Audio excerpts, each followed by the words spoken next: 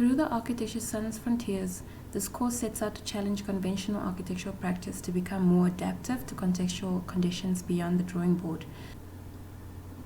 Having explored various topics around the social spatial dimensions of urban poverty, the course has really got me to rethink my position on the issues that shape our urban context.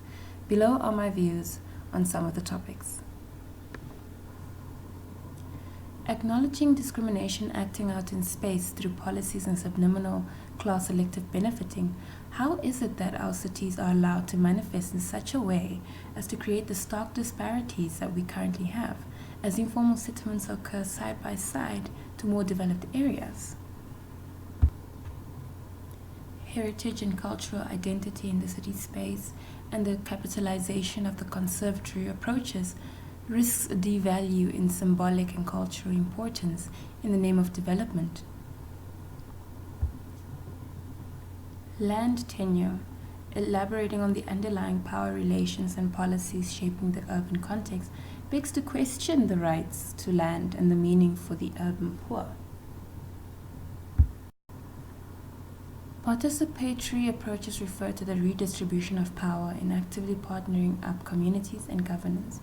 Although I feel that this should be mandatory basic right to all, as it too often comes across as being exclusively for the marginalized communities of our cities.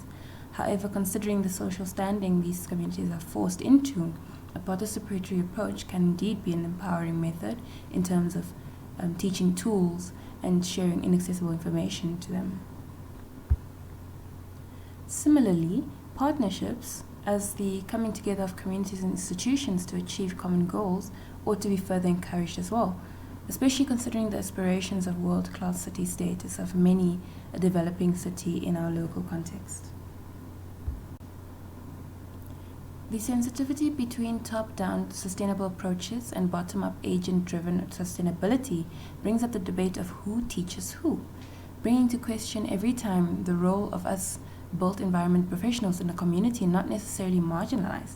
I advocate that we as professionals and facilitators ought to involve with the social contextual conditions we operate in, from mere providers of solutions to enablers of sustainable processes, in acknowledgement of the agency that has built part of the urban space to date. Theoretical frameworks I regard to be a reality check tool for professionals to engage and further understand the context on a community level, as too often are top-down theories ever more than words and detached from the contextual scenario they are being applied to. Theoretical frameworks are only relevant provided they are consistently participative and reflective upon in the spaces for which they are implemented.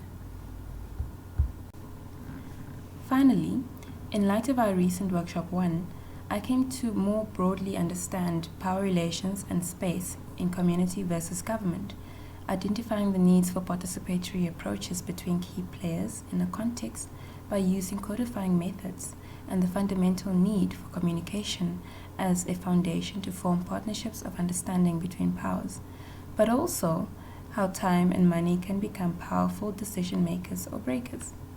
And in considering application at UJ, I plan to make use of the codifying methods to better translate my ideas in relation to others through my presentations.